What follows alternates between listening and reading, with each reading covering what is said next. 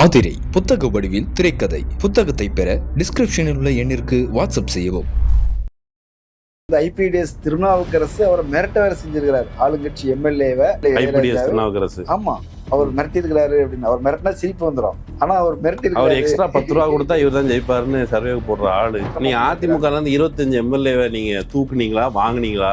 அதிமுக ஒரு கோஷ்டியை லவட்டிட்டு வந்து இப்போ வரைக்கும் லவட்டிட்டு வந்துகிட்டே இருக்கீங்களே, அதுக்கு என்ன காரணமா இருக்கும்? ரிமாண்ட்ல எடுக்கிறதுக்கு பண்ணதுல அதுல கால் ரெக்கார்டு தொடர்பாக நாங்க செக் பண்ணோம், சிசிடிவி ஃபுட்டேஜ் தொடர்பாக செக் பண்ணோம். ஆதாரங்கள் போதிய அளவு எங்களை விசாரிக்க முடியல, அவங்களுக்கு கூடுதலான நாட்கள் ரிமாண்ட்ல கொடுங்கன்னு சொல்லி அங்க கேட்கறாங்க. அதே தரப்பு இந்த பக்கம் எல்லாம் எங்கிட்ட இருக்குது, நான் கொஞ்சம் டைம் தான் நாங்க செக் பண்ணி கொடுத்துறோம், அப்போ ஆதாரம் இல்லை, ஆனால் முன்ஜாமீன் கொடுக்க கூடாது. யார் விக்டிம்? கரூர் ஸ்டாம்பேட்ல நீங்க சொல்லுங்க. பாதிக்கப்பட்ட மக்கள்.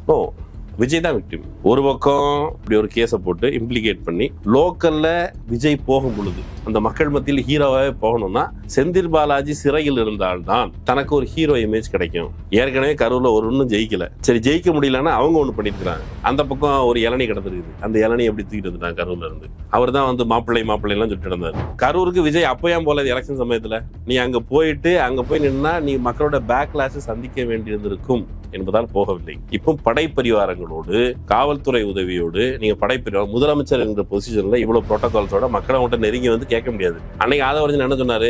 எங்க அண்ணன் சந்துக்குள்ள வந்தாருன்னா கூட்டம் வந்துருவாங்க. உங்க அண்ணன் எந்த சந்துக்குள்ள வந்தா கூட்டம் வருமோ அதே கூட்டம் போறாதா? புரட்சி தலைவையே இவங்க பழி வாங்கிட்டாங்க. அதிமுக தொண்டன் ஒருபோதும் மன்னிக்க மாட்டான். ஏன் அப்ப அந்த பஸ்ல வச்சு எரிச்ச அந்த பிள்ளையோட அம்மா அப்பா அவங்க மன்னிச்சுட்டாங்க ஜெயலலிதாவை? 35 கோடிங்கிறது ஒரு லார்ஜர் நரேஷன்ல ஒரு பகுதி இல்ல. அவங்களுக்கு அது சின்னதா தெரியும், ஒரு 180 கோடி இல்ல. லார்ஜர் நரேஷன்ல ஒரு பகுதி, அது ரேட்டை ஏத்திக்கிட்டே இருக்காங்க. கரண்ட் வரலையா, ஈபில ஃபியூஸை பிடிக்கிட்டு போறது திமுக தான். இப்போ கூட பாட்டிலுக்கு 10 ரூபா திமுக தான் காரணம் திரும்ப காமிக்கிறாங்க. எங்கேயாவது இங்க பாலியல் ரீதியான குற்றங்கள், வன்கொடுமைகள் நடக்குது, அதுக்கு பிறகு கொடூரமான கொலைகள் நடக்குது அப்படின்னாலும் அது திமுக ஆட்சியினுடைய விளைவு அப்படின்னு பேசிட்டு இருக்காங்களே. அந்த கான்ஸ்பிரசில ஒரு பகுதி, ஒரு எதிரியை கட்டமைப்பது, மீண்டும் எதிரியை கட்டமைப்பதன் வழியாக இவர் தன்னை ஹீரோவாக சித்தரிக்கப்படுகிறார். நீதிமன்றம் இன்னைக்கு கண்டிஷன் அடிப்படையில நீங்க கையெழுத்து போடணும்னு சொல்லியிருக்குது. அந்த பக்கம் சுப்ரீம் கோர்ட் என்ன சொல்லிடுச்சு? விஜய் போகலான்னு சொல்லிடுச்சு. இதுவே எனக்கு ஒரு நியாயமான விஜய் ஃபர்ஸ்ட் அக்யூஸ்ட் இல்லைன்னு நீதிமன்றம் சொல்லுது. நமக்கு நீதிமன்றத்தில் இருக்க நீதி தேவதை கண்கள் கட்டி இருப்பதால் அவர்களுக்கு பாரபட்சம் இல்லாம அவங்க நீதி வழங்கணும் அப்படிங்கிற அடிப்படை தான் சொல்றாங்க. ஆனா கண்ணு கட்டிட்டு தான் எதுவுமே தெரியக்கூடாது. பாமக கூட நீங்க ஒரு அலையன்ஸ் வைக்கிறதுக்கான முயற்சி, ஏடிஎம்கே கூட வெளிப்படை அலையன்ஸ் தான் வைக்க முடியாது, கட்சியில இருந்து மொத்தவாடி தூக்கு. இப்படி இருக்கிற ஒரு கட்சி அநியாயமாக ஒரு புகாரை சொல்லாது என்று நம்புவதற்கில்லை. அரண்சை நேயர்களுக்கு வணக்கம். நான் மதநெறி உலகன். இங்கே நமது சிறப்பு விருந்தினர் தொடர் மகிழன் அவர்கள். நிறைய விஷயங்கள் வாதிக்க இருக்கிறோம், அவரையே வரவேற்கலாம். வணக்கம் தொடர். வணக்கம். இப்போ இன்றைக்கு செந்தில் பாலாஜி, அசோக்குமார் இருவருக்கும் முன்ஜாமீன் கிடைத்திருக்கிறது. ஆட்சி கவிழ்ப்பு சதி அப்படின்னு தான் அந்த வழக்கு. ஊத்தங்கரை எம்எல்ஏக்கு முதல்ல 50 கோடி ரூபாய் லஞ்சம் கொடுக்க முயற்சி பண்ணாங்க. அதுக்கப்புறம் 180 கோடி கொடுக்க முயற்சி பண்ணாங்க. வெளிநாட்டுல இருந்தெல்லாம் அதுக்கு ஃபண்ட் ஏன் அவ்வளவு அனுப்புவோம்? 50 கோடி கொடுக்க முயற்சி பண்ணி அவர் அது வாங்க மாட்டேன்னு சொன்னதுக்கு அப்புறம் 150 கோடியா இல்ல வச்சுக்கோங்க நீங்களே இன்னும் எக்ஸ்ட்ரா வச்சுக்கீங்கன்னு சொல்லி சொன்னாங்களா தெரியல. ஆனா ஐபிடிஎஸ் திருநாவுக்கரசு அவரை மிரட்ட வேற செஞ்சிருக்கிறார். ஆளுங்கட்சி எம்எல்ஏவை ஏற்கனவே அதிமுகவுல இருந்து பலந்துன்னு கொட்டை போட்டு அதுக்கப்புறம் டிவிகேக்கு அவர் அதிகாரத்துல இருக்கிறார், நாளைக்கு அமைச்சரா கூட ஆகலாம், அவரை மிரட்டினாரு அப்படின்னு சொல்லி ஒரு இளையராஜா, ஊத்தங்கரை எம்எல்ஏ திருநாவுக்கரசு. ஆமா, அவர் மிரட்டி இருக்கிறாரு அப்படின்னு. அவர் மிரட்டினா சிரிப்பு வந்துடும். ஆனா அவர் மிரட்டி அவர் எக்ஸ்ட்ரா 10 ரூபா கொடுத்தா இவர் தான் ஜெயிப்பாருன்னு சர்வே போடுற ஆளு. ஆமா, அவர் மிரட்டினார் அப்படின்னு சொல்றாங்க. ஸோ இந்த அடிப்படையில தான் இந்த வழக்கு நடந்தது. இன்றைக்கு காவல்துறை என்ன வாதங்களை முன் வச்சாங்க அரசு தரப்பு, இதுக்கு எதிராக செந்தில் பாலாஜி, அசோக்குமார் தரப்பு என்ன சொல்லியிருக்கிறாங்க? முன்ஜாமீன் வழங்கப்பட்டிருக்கிறது, தீர்ப்பு சொல்லிட்டார் நீதிபதி. என்ன உங்களுடைய பார்வை? தீர்ப்பு நிபந்தனை அடிப்படையில தீர்ப்பு அப்படின்னு சொல்லி வழக்கம் போல நீங்க விசாரணைக்கு முழு ஒத்துழைப்பு கொடுக்க வேண்டும், கையெழுத்து போடணும் அப்படிங்கிறது தான். மற்றபடி ஆர்கியூமெண்ட் ரொம்ப ஷார்ப்பான ஆர்கியூமெண்ட் அரசு தரப்புல.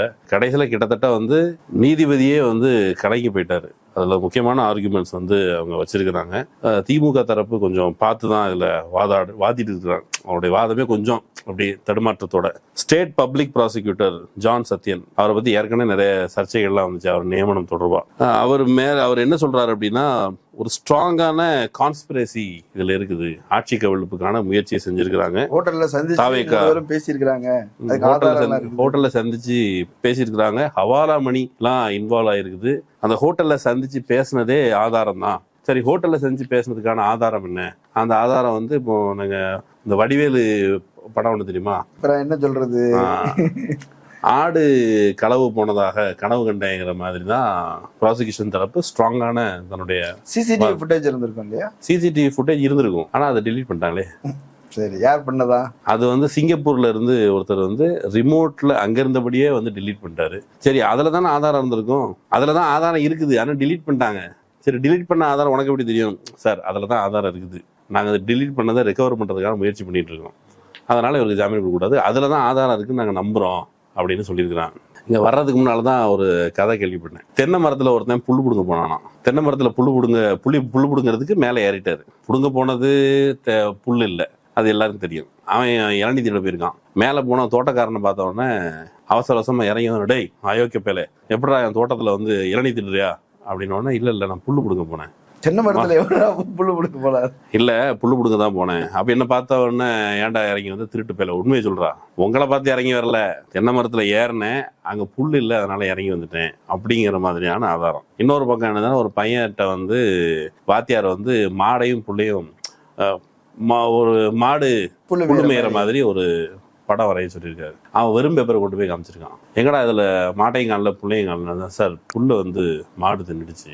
மாடு எங்கடா? திருட்டு வீட்டுக்கு போயிடுச்சு. இதே மாதிரியான நரேஷன்ல போலீஸ் தரப்பு வந்து இன்னைக்கு வாதத்தை முன் வச்சிருக்குது. இந்த வெறும் பேப்பரின் அடிப்படையில கூடுதல் குறைச்சலா இருந்தாலும் நீங்க வந்து இந்த ஆதாரத்தின் அடிப்படையில் உங்களுக்கே எல்லாமே தெரியும். ஆமா, இந்த ஆதாரத்தின் அடிப்படையில என்ன பாருங்க, நாங்க பெங்களூருக்குலாம் வேற போக தொடங்கிட்டோம். எதுக்கு பெங்களூர் போறீங்க?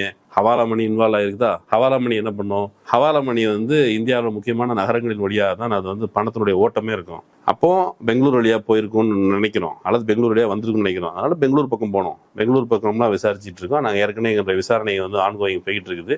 அதனால நீங்க ஜாமீன் கொடுக்கூடாது. ஆனா இன்னொரு ஆதாரம் சொல்லியிருக்கிறாங்கல்ல, இப்போ செந்தில் பாலாஜி, அசோக்குமார் வந்து ஈரோடு இருந்த அதே நாள்ல ஐபிடிஎஸ் திருநாவுக்கரசு இருந்திருக்கிறாரு. நாங்க செல்போனுடைய அந்த நெட்வொர்க்கை வச்சு அவங்க ஈரோடுல இருந்ததை கண்டுபிடிச்சிருக்காங்களே. இவங்க கைது செய்திருக்கணும் அப்படின்னு சொன்னா, அந்த செல்போன் டவர், அந்த டவருக்குள்ள இருந்தவங்களை கைது பண்ணணும் அப்படின்னா, செந்தில் பாலாஜி ரைட்டு, அசோக்கு அவர் தம்பி ரைட்டு. ஈரோட்டில் மட்டும் ஒரு தோராயமா இணையத்துல தேடி பார்க்கும்போது வர கணக்கு என்னன்னா, 23 to 26 லட்சம் மொபைல் கனெக்ஷன் இருக்குது, கிட்டத்தட்ட 50,000 லேண்ட்லைன் கனெக்ஷன் இருக்குது. அப்ப கைது எத்தனை பேரை பண்ணோம்? அத்தனை பேரை, எல்லாருமே அத்தனை பேரும் செய்தியில ஈடுபட்டிருக்கிறாங்க. இப்ப இதை வச்சு நான் என்ன புரிஞ்சுக்கிறேன்னா, எவ்வளவு பேர் இந்த நாட்டுல இந்த ஆட்சி இருக்கக்கூடாதுன்னு நினைக்கிறவங்க ஈரோட்டில் இருக்கிறாங்க. ஏன்னா ஒரே போன் டவருக்கு கீழே அவங்க இருக்கிறதுனால அது வந்து தப்பு. அதனால அவர்கள் எல்லோருமே வந்து இந்த ஆட்சி கவிழ்ப்பு சதியில் உடன்படுபவர்கள் என்று நம்ப முடியுமா அப்படிங்கிற கேள்விதான் அது வருது. ஆனா போலீஸ் தரப்பு நம்புது. இல்ல, அவங்க ஒரு லாஜிக்கா ஒன்று சொல்றாங்கல்ல, இப்போ நீங்க வந்து ஒரு எம்எல்ஏ வாங்கினா எப்படி ஆட்சி கவிழ்க்க முடியும் அப்படின்னு சொல்லும் போது, இல்லங்க அவங்க ஆட்சியை வந்து பெட்ரோல் மார்க்ஸ் லைட் இதுல இருந்து எப்படின்னா லைட் எரியுங்கிற மாதிரி, அவங்க மறுபடியும் ஆட்சியை பிடிக்கணுங்கிற நோக்கம்லாம் இல்லை, எப்படியா கவிழ்த்து விட்டுறணும் அப்படிங்கிறதுக்காக வேலை செஞ்சிருக்கிறாங்க அப்படின்றாங்க. ஒரு எம்எல்ஏ வாங்குறதன் மூலமாக ஆட்சியை பிடிக்க முடியாதுங்கிறது புரிஞ்சுக்க முடியுது. ஆனா அந்த ஒரு எம்எல்ஏ தூக்குனா ஆட்சி கவிழ்த்திட முடியுங்கிறது அப்படின்னு ஒரு ஆதாரம். நீங்க அதிமுக 25 எம்எல்ஏவை நீங்க தூக்குனீங்களா, வாங்கினீங்களா? அதன் அடிப்படையில இப்போ அந்த ஒரு கோஷ்டியை வந்து அதிமுக ஒரு கோஷ்டியை லவட்டிட்டு வந்து இப்போ வரைக்கும் லவட்டிட்டு வந்துகிட்டே இருக்கீங்களே, இந்த இளநீ கதை மாதிரி இளநீ திருடிக்கிட்டே இருக்கீங்களே, அதுக்கு என்ன காரணமா இருக்கும்? கயிறு போட்டு எழுதிட்டே இருக்கிறாங்க.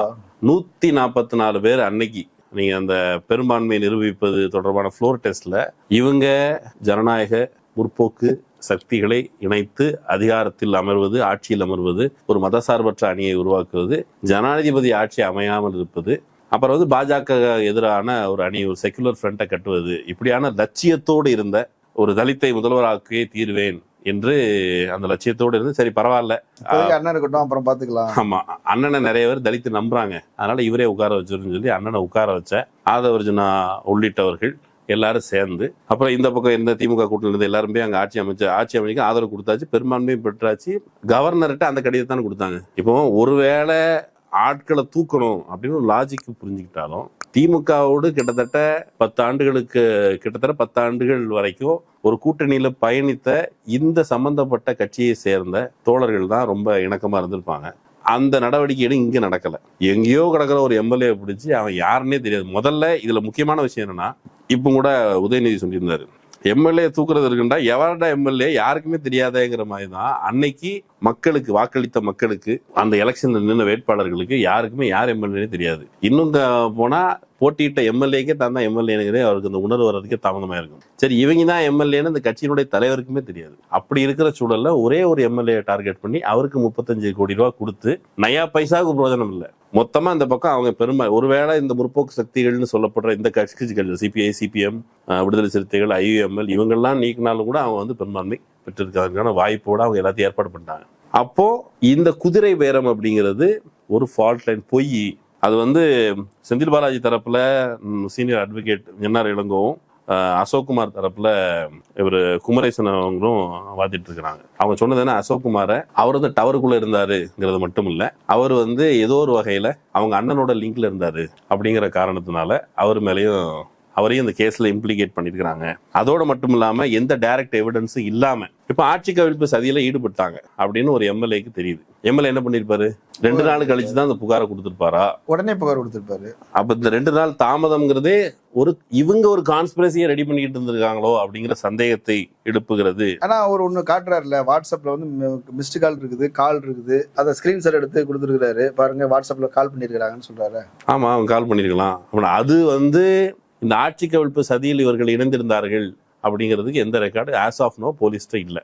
அவங்க இப்போ ஒன்றும் இல்லை, இன்னொரு இடத்துல இங்க போலீஸ் தரப்பு வந்து ஒரு இந்த குற்றவாளிகளை ரிமாண்ட்ல எடுக்கிறதுக்கு பண்ணதுல அதுல வந்து கால் ரெக்கார்டு தொடர்பாக நாங்க செக் பண்ணணும், கால் ரெக்கார்டு தொடர்பாக செக் பண்ணுவோம், சிசிடிவி ஃபுட்டேஜ் தொடர்பாக செக் பண்ணுவோம், ஆதாரங்கள் போதிய அளவு எங்களால் விசாரிக்க முடியல, அவங்களுக்கு கூடுதலான நாட்கள் ரிமாண்ட்ல கொடுங்கன்னு சொல்லி அங்கே கேட்கிறாங்க. அதே தரப்பு இந்த பக்கம் வந்து எல்லாம் எங்கிட்ட இருக்குது, நாங்கள் கொஞ்சம் டைம் தான் நாங்கள் செக் பண்ணி கொடுத்துறோம், அப்போ ஆதாரம் இல்லை, ஆனால் முன்ஜாமீனும் கொடுக்க கூடாது, கால் ரெக்கார்டும் ஒரு முன்ஜாமீன் கிடையாது, ஆக்சுவல் ஒரு நோக்கம் இருக்குது. இதுக்கு பின்னால போலீஸ் தரப்போ அல்லது தாவேகா தரப்புலையோ அரசாங்க தரப்புலையோ இவங்க செய்யறதுதான் ஒரு வகையான கான்ஸ்பிரசி. கரூர் ஸ்டாம்பீடு தொடர்பாக கரூர்ல நடந்த அந்த விபத்து வெறும் விபத்து கிடையாது, வெறும் ஆக்சிடென்ட் கிடையாது. அப்போ அது தொடர்பாக தான் சிபிஐ விசாரணை நடக்குது. இப்போ வரைக்கும் as of now till this date தாவேகா தரப்பும் இதை விபத்தென நம்பவில்லை. அவங்களுடைய வாதத்தின் அடிப்படையில் யாரோ படுகொலை செய்து விட்டார்கள், போலீஸே படுகொலை செஞ்சிருக்கிறது ஆதவர்ஜுனாவுடைய வருஷம். பொதுவா மக்கள் மத்தியில குறைந்தபட்ச அறிவு இருக்கிற எல்லாருக்கும் தெரியும், விஜய் அந்த வேனை கொண்டுட்டு உள்ள இவ்வளவுக்கு நுழையலன்னா இவ்வளவு பெரிய ஸ்டாம்பீட் நடந்திருக்காது. அவ்வளவு பெரிய வேனை உள்ள நுழைச்சது அந்த வேனை மட்டும் இல்ல, பின்னாடியே இவங்க எல்லாரும் வண்டியில போனாங்க, 7000 பேர் உள்ள வந்தாங்க. அவங்க எல்லாரும் சேர்ந்து உள்ள போனதனுடைய விளைவுதான் அந்த ஸ்டாம்பீட். கூடுதலான ஒரு பிதுங்கி வழிகிற, இப்ப வந்து நிரம்பி வழிகிற கிளாஸுக்குள்ள ஒரு கல்ல போட்டா உள்ள இருக்க தண்ணி என்ன ஆகும், வெளியே வர்றதுக்கான ஸ்கோப் அந்த வளைவுல அதுல இல்லைன்னா ஒடிச்சிரும். அப்ப அதுதான் இங்க வந்து விபத்துக்கு ஆயிருக்குது. இப்ப குறைந்தபட்சம் நாம் உட்பட எல்லாருமே பதில் சொல்ல வேண்டியது. அதுல நிறைய பேர் குழந்தைங்க இறந்து போனாங்க, நிறைய பேரோட குடும்பத்துல உறவுகள் இறந்து போனாங்க. ஒரு குழந்தை அந்த எலும்பு உள்ள நெஞ்சில குத்தி வயிறு பிதிங்க இறந்து போச்சு, அந்த குழந்தைக்கா நியாயம் பார்க்கணும்ல. உனக்கு ஆட்சி, அதிகாரம், பதவி, வெறி, குறைந்தபட்சம் ஒரு மன்னிப்பு.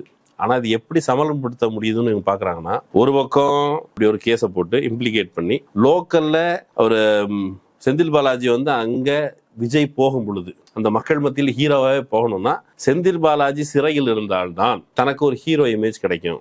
ஏற்கனவே கரூர்ல ஒன்னும் ஜெயிக்கல, சரி ஜெயிக்க முடியலன்னா அவங்க ஒண்ணு பண்ணிருக்காங்க. அந்த பக்கம் ஒரு இளநீ கிடந்திருக்குது, அந்த இளநீ எப்படி தூக்கிட்டு வந்துட்டாங்க கரூர்ல இருந்து. அவர் தான் வந்து மாப்பிள்ளை எல்லாம் சொல்லிட்டு இருந்தாரு. இப்ப அங்க இருந்து ஆட்களை பிடிச்சி கூட்டு வந்தாச்சு. இப்போ அந்த நபரோட அங்க போனோம், எங்க கரூருக்கு போனோம். கரூருக்கு போகும் பொழுது ஒரு வெற்றி நாயகனாக உங்களுக்கு நியாயம் வாங்கி தந்து விட்டேன் என்கிற உணர்வை மக்களுக்கு போலியாக விதைப்பதற்கு பழிய ஒருத்தர் மேல போட்டு அவரை தண்டிச்சிட்டோன்னு காட்ட போறாரு. ஒரு காமன் பர்செப்ஷனை கிரியேட் பண்ணலாம்ல.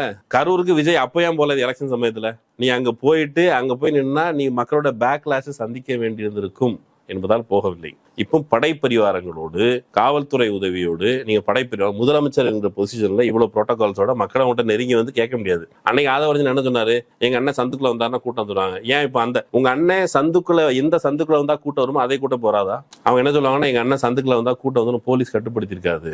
இல்ல இப்ப எங்களை உள்ள போடாம தடுக்கிறதுக்காக வெளியே போலீஸ் அவங்க ஒரு விஜய் வீட்டுக்கு எதிரில ஒரு போலீஸ் நின்று பாத்துட்டே இருந்திருக்காரு, அதனால நாங்க போகலன்னு சொல்றாங்க. வீட்டுக்கு எதிர்த்தாப்புல இருந்து அவர் பாத்துட்டே இருந்தாரு. அவருக்கு எப்பவுமே அந்த பாதுகாப்புக்கெல்லாம் ஆட்கள் போட்டிருந்தாங்க, அவங்களும் பாத்துக்கிட்டே தான் இருந்திருப்பாங்க. விஜய் வீட்டுக்குள்ள பிரச்சனைகள் நடந்துட்டு இருக்கும்போது விஜய் வீட்டுல மொட்டை மாடியில ஒருத்தன் ஏறி போனால இப்ப விஜய் அந்த வீட்டுக்கு போறதை நிப்பாட்டாரா? போயிட்டு தானே இருக்கிறாரு. நீ மக்களை சந்திக்கிறதா எப்படி வேணாலும் போயிருக்கலாம். பிரச்சாரத்துக்கு வெவ்வேறு இடங்களுக்கு போயிட்டு இருந்தீங்க, கரூருக்கு மட்டும் யாருமே போக அனுமதிக்கவில்லை என்பது பொய். நீங்க என்ன சொன்னீங்க? உங்களுக்கு பயந்து செந்தில் பாலாஜி அங்கிருந்து கோயம்புத்தூருக்கு போயிட்டாரு, அவர் அங்க போய் ஜெயிச்சுட்டு வந்திருக்காரு. செந்தில் பாலாஜி நீ கரூர்ல நிக்கிற இடத்துல இருந்து கரூர்லயும் ஜெயிச்சது மட்டும் இல்லாம கோயம்புத்தூர்லயும் போய் அதோட செல்வாக்க நிரூபிச்சுட்டு வந்திருக்காரு. விஜயால் நிரூபிக்க முடியவில்லை. அவ்வளவு பெரிய துயரத்தை பயன்படுத்தி கொண்டு தன்னை விக்டிம், யார் விக்டிம் கரூர் ஸ்டாம்பேட்ல நீங்க சொல்லுங்க? பாதிக்கப்பட்ட மக்கள். ஓ, விஜய் தான் விக்டிம். என் மேல இவ்வளவு பழி சுமத்தப்பட்டது, எனக்காக நீ நீதி கேட்கறீங்க. யாரு அந்த 41 பேருக்கா இவர் நீதி கேட்க மாட்டாரு. இப்போ வரைக்கும் அவர் தனக்காக தான் சுய பச்சாதாபத்திலே வாழ்ந்து கொண்டிருக்கிறார், அல்லது சுய பச்சாதாபம் தன் மீது விழும்படி இவர் மீதான கழிவிறக்கம் அப்படி ஒன்று வர்றதுக்காக அவர் வந்து வெளியில இருந்து நிறைய செட் பண்ணிட்டே இருக்கிறாரு. ஒன்றும் இல்லை, நமக்கு இப்போ வந்து முக்கியமான சமூக ஆர்வலர்கள் யாருக்காவது மனசுல வாச்சாத்திய விடுங்க, கும்பகோணம் மேட்டர் மனசுல நிற்கா? கும்பகோணம் மனசுல நிற்கா? ஜெயலலிதா ஒரு டால் லீடர். அவருக்கு எப்பவுமே அவர் ஊழல் புகாருக்கு பிறகும் கூட அவர் மக்கள் செல்வாக்கு பெற்றவராக இருந்தார். இப்போ சொல்லிட்டு இருக்காங்க இரும்பு மங்கை ஆதவர்ஜினா உள்ளிட்ட கூட்டம் என்ன சொல்லுது? புரட்சி தலைவையே வந்து இவங்க பழி வாங்கிட்டாங்க, அதிமுக தொண்டன் ஒருபோதும் மன்னிக்க மாட்டான். ஏன் அப்ப அந்த பஸ்ல வச்சு எரிச்ச அந்த பிள்ளையோட அம்மா அப்பா அவங்க மன்னிச்சுட்டாங்களா? ஜெயலலிதாவை ஊழல் வழக்க விட்டுருங்க, அவங்க மன்னிச்சுட்டாங்களா? அப்ப இந்த விஷயம் வந்து ஒரு சாராருக்கு எப்போதுமே ஒரு மன்னிப்பு. அந்த மன்னிப்பை விஜயும் தனக்குரியதாக மாற்றிக்கொள்ள நினைக்கிறார். செந்தில் பாலாஜியை ஒரு நாளாவது ஜெயிலில் வச்சுட்டு நான் அங்க போகணும், இதுதான் அவருடைய விருப்பம். அது அன்கான்ஸ்டியூஷனலா இருந்தாலும் இவங்க நடத்துறது குதிரை பேரம். ஆனால் ஒரு தரப்பு நம்ம ஆட்கள்லே சிலர் வந்து என்ன சொல்றாங்கன்னா, அது வந்து சொந்த விருப்பத்துல போறது, அவங்க விரும்பி போறாங்க. ஒரு கட்சியில இருந்து விரும்பி இன்னொரு கட்சிக்கு போறதுங்கிறது பாரம்பரியமா நடக்கிறது தான், காலங்காலமா நடக்கிறது. ஆனா அந்த 35 கோடியை மட்டும் யாரும் நம்ம வந்து மன்னிக்க கூடாது அப்படின்னு நம்ம தரப்பு ஆட்களே சொல்றாங்க. அப்பட்டமாக வெளிப்படையாக ஒரு கட்சியை உடைக்கிற வேலை இந்தியா முழுக்கும் பாஜக செய்யறது, தமிழ்நாட்டில் தாவேகா செய்து கொண்டிருக்கும் பொழுது எந்த விதமான ஒரு குற்ற உணர்ச்சி இல்லாம திமுக தான். அதுல நல்லா கவனிச்சீங்கன்னா இந்த விஷயம் மட்டும் இல்ல, 35 கோடிங்கிறது ஒரு லார்ஜர் நரேஷன்ல ஒரு பகுதி இல்ல. அவங்களுக்கு அது சின்னதா தெரியும் போல இருக்கு, ஒரு 180 கோடிட்டாங்க இல்ல, லார்ஜர் நரேஷன்ல ஒரு பகுதி. அதாவது ரேட்டை ஏத்திக்கிட்டே இருக்காங்க. யாரா அந்த டேட்டாவை சொல்றது? மீடியால யாரா அந்த டேட்டாவை கொடுத்தாரு? பிரஸ் நோட் வந்துச்சா, போலீஸ் சொல்லிச்சா? ஆஹா, ஒரு அசம்ஷன். ஒரு டிவி போட்டா இன்னொரு டிவில பரப்பிக்கிட்டே இருக்காங்க. நான் சொல்றேன், திமுகவுக்கு எதிராக திமுக இப்பவும் நயவஞ்சம் செய்கிறது. என்ன செய்கிறது? கரண்ட் வரலையா, ஈபில வந்து ஃபியூஸை பிடிக்கிட்டு போறது திமுக தான். நடக்கிற எல்லா பிரச்சனைகளும் இப்பவும் கூட பாட்டிலுக்கு 10 ரூபா திமுக தான் காரணம் திரும்ப காமிக்கிறாங்க. எங்கேயாவது இங்க பாலியல் ரீதியான குற்றங்கள், வன்கொடுமைகள் நடக்குது, அதுக்கு பிறகு வந்து கொடூரமான கொலைகள் நடக்குது அப்படின்னாலும் அது திமுக ஆட்சியினுடைய விளைவு அப்படின்னு பேசிட்டு இருக்காங்களே, அந்த கான்ஸ்பிரசியில ஒரு பகுதி. ஒரு எதிரியை கட்டமைப்பது, மீண்டும் எதிரியை கட்டமைப்பதன் வழியாக இவர் தன்னை ஹீரோவாக சித்தரிக்க முனைகிறார். நீதிமன்றம் இன்னைக்கு கண்டிஷன் அடிப்படையில வந்து நீங்க கையெழுத்து போடணும்னு சொல்லியிருக்குது. அந்த பக்கம் சுப்ரீம் கோர்ட் என்ன சொல்லிடுச்சு? விஜய் போகலான்னு சொல்லிடுச்சு. இதுவே வந்து எனக்கு ஒரு நியாயமான, விஜய் வந்து ஃபர்ஸ்ட் அக்யூஸ்ட் இல்லைன்னு நீதிமன்றம் சொல்லுது. நமக்கு வந்து நீதிமன்றத்தில் இருக்க நீதி தேவதை வந்து கண்கள் கட்டி இருப்பதால் அவர்களுக்கு வந்து பாரபட்சம் இல்லாம அவங்க நீதி வழங்கணும் அப்படிங்கிற அடிப்படை தான் சொல்றாங்க. ஆனா கண்ணு கட்டிட்டு எதுவுமே தெரியக்கூடாது. நீங்க அந்த குறிப்பிட்ட வழக்குல சுப்ரீம் கோர்ட்ல விசாரிக்கும் பொழுது விஜய் தான் அக்யூஸ்டே இல்லையே அப்படிங்கிறாங்க. கேஸ்ல அவர் பேர் இல்லையே. இப்ப அரசு வேலை கொடுப்பதற்கு எந்த விதமான தடையும் இல்லை. சம்பந்தப்பட்ட 41 குடும்பங்கள் இந்த குறிப்பிட்ட வழக்கை பொறுத்தளவுக்கு சாட்சிகள் இல்லையா? விக்டிம் பிளஸ் சாட்சிகள், விக்டிமும் சாட்சிகளும் கூட. இவங்க மட்டும் இல்ல, சுற்றுவட்டாரத்தில் இருப்பாங்க. இந்த 41 பேர் அகைன்ஸ்டா போயிடக்கூடாதுன்னு தாவேகா தரப்பு என்னெல்லாம் முயற்சி செய்ததுன்னு நம்ம பார்த்தோம். சிபிஐக்கு வழக்கு கொண்டு போங்கன்னு சொல்லி ஒரு மனைவியை பிரிந்த கணவன் வழியாக அம்மாவுக்கு தெரியாம அப்பாவை வச்சு பண்ணாங்க. அப்படி இருக்கும் பொழுது இந்த விவரங்களை தொகுத்து நீதிமன்றத்துக்கு யாராவது வாதாடும் பொழுது தொகுத்து சொன்னாதான் அது புரிஞ்சுக்குமா? உங்களுக்கு டீட்டெயிலே தெரியாதா? சரி, இது விசாரிச்சு சொல்றேன் அப்படின்னா சொல்லணும்ல. அப்படிலாம் கிடையாது. விஜய் போவதுக்கு எந்த தடையும் இல்லை. ஆதவர்ஜுனா இது காவல்துறை தான் கொண்டார்கள்னு சொன்னாரு. இப்போ மக்கள் மத்தியில காவல்துறை கொன்றதுன்னு இல்லை, திமுக காவல்துறை கொன்றது. எனக்கு ஒரு விஷயம் புரியல. விஜய் ஒரு முதலமைச்சர், அவர் ஒரு மாவட்டத்துக்கு போறது சும்மா போயிட்டு வரலாம். இதுக்கு ஏன் இவ்வளவு பில்டப், இவ்வளவு கதைகள், கேஸ், வழக்கு, செந்தில் பாலாஜி அது இதுன்னு இது வந்து ஒரு பெரிய ஒரு பூதாகரமா? விஜய் நேத்து முதலமைச்சருங்க, அவர் 30 வருஷமா ஹீரோங்க. வீட்டுக்குள்ளலாம் போயிட்டு தான் ஒரு முதலமைச்சர் ஆனாரு. இல்ல, அப்படிப்பட்டவரு போகணும்னா போக வேண்டியது தானே. அதுக்கு ஒரு ஏன் இவ்வளவு கான்ஸ்பிரன்சி, இவ்வளவு கதைகள், அதை சுத்தி குதிரை பேரம் அது இது? ஏங்க, ஒரு படம் ரிலீஸ் ஆகும், என்னங்க நடக்கும்? படம் வந்து May 1 ரிலீஸ், தொழிலாளர் தினத்துக்கு ரிலீஸ்னு வச்சுப்போம். ட்ரெய்லர் எப்போ வரும்? அதுக்கு ஆடியோ லான்ச்சு, அதில் அண்ணன் சொல்ற குட்டி கதை. அந்த குட்டி கதையில வந்து அதில் அதே சூப்பர் ஸ்டார் ரேங்க்ல இருக்க இன்னொரு அவரோட சேர்ந்து மல்லுக்கட்டு, இணையவழிகள், ரசிகர்கள் சண்டை போடுவது, வாத பிரதிவாதங்கள் நடக்கும். அதில் எங்க அண்ணன் தான் சூப்பர் அப்படிங்கிற இந்த வெர்ஷன்லாம் வந்து என்ன பண்ணும்? அந்த ஒரு ஹைப்பை ஏற்றி வெறியேற்றி ஃபர்ஸ்ட் டே ஃபர்ஸ்ட் ஷோல இருந்து ஒரு 4 நாள் ஷோ. ஃபார் எக்ஸாம்பிள், வெள்ளிக்கிழமைனா வெள்ளி, சனி, ஞாயிறு 3 நாள்ல மொத்தத்தையும் இப்படி அள்ளிக்கிறது. அந்த ஹைப் இருக்கிற வரைக்கும். ஹைப்பு வடிஞ்சு போச்சுன்னா அதுக்கப்புறம் ஒரு 4வது நாள்ல இப்ப இருக்கிற யுகத்துல அது வெளியே வேற வெர்ஷன் வந்துருது இல்ல, முடிஞ்சு போய். ஒன்றும் இல்லை, இவங்களால ஜனநாயகன் படத்தை இந்த துணிச்சலோட ரிலீஸ் பண்ண முடியல பாருங்க. ஏன்னா ஜனநாயகன் படத்தை தெரிஞ்சோ தெரியாமலோ பெரும்பாலான மக்கள் பார்த்துட்டாங்க. அது சட்டவிரோதம் என்று சொன்னாலும் கூட இவங்களே அந்த ஆர்டரை நீங்க பாத்தீங்கன்னாலே ஜனநாயகன் படத்துக்கு ஒரு தடையை விதிச்சு அப்புறம் அந்த படம் லீக் ஆகுது. லீக் ஆனதுக்கு பிறகு அந்த படத்தை வாக்களிக்கிறது தொடர்பான அந்த வெர்ஷனை வந்து கட் பண்ணி பரப்பப்பட்டு அது குறைந்தபட்சம் ரசிகர்கள் மத்திய அண்ணன் சொல்ல விரும்பின வெர்ஷன் இதுதான், அதனாலதான் ஜனநாயகனை வந்து வெளியே விட மாட்டாங்க, அண்ணன் சொன்னதை நான் கேட்டேன், நாம வந்து காக்கி டவுசரை போட்டுட்டு அந்த பக்கமே ஓட்டு போட்டு வந்துடும் அப்படின்னு அப்போ அதனுடைய லட்சியத்தை ஜனநாயகன் படம் நிறைவேற்றி விட்டது. அதாவது ஜனநாயகனுடைய தோற்ற அந்த அவதார நோக்கம் இருக்கும்ல, அவதார நோக்கம் முடிஞ்சிருச்சு. அவதார நோக்கம் முடிஞ்சதுன்னா ராமரே வந்து சரையு நதியில விழுந்து தற்கொலை பண்ணிக்கிறது தான் ராமாயணம். கிருஷ்ண அவதாரமா அது கம்சன் அழிச்சு முடிச்சாச்சா, கிருஷ்ணன் அதுக்கப்புறம் ஒரு வேடனுடைய அம்புல அதுக்கப்புறம் அவர் இறந்து போறதுதான் கிருஷ்ண அவதாரம். ஜனநாயகன் சாதாரண ஒரு படம், அதுவும் ஒரு அவதாரம் பொழுது அந்த அவதார நோக்கம் முடிஞ்சு படத்தை ரிலீஸ் பண்ண மாட்டாங்க பெரும்பாலும். ஏன்னா இந்த ஆர்ப்பரிப்பம் கிடைக்காது. அப்போ இது கரூருக்கு போறதுங்கிறது ஒரு படம் ரிலீஸ் தான். அந்த பட ரிலீஸ்க்கு ஒரு ஹைப்பை கிரியேட் பண்றாங்க. இதன் வழியாக நாம சொல்ல வருது, இந்த குதிரை பேரம் கழுதை பேரம்லாம் நடக்கவே இல்லை, திமுக தரப்புல முயற்சியே பண்ணல அப்படின்னு நம்ம சொல்ல வரல. ஆனால் இவர்கள் சொல்றதன் அடிப்படையில அப்படி எந்த முடிவுக்கும் வர முடியல. ஆனா நமக்கு வெளிப்படையா தெரியுது, தாவேகா வெளிப்படையாக குதிரை பேரத்தை நடத்தி கொண்டுதான் இந்த ஆட்சியை மேலும். இப்போ வர செய்தி என்ன, நெருங்கும் பாமக விலகும் விசிகா. எதுக்கு?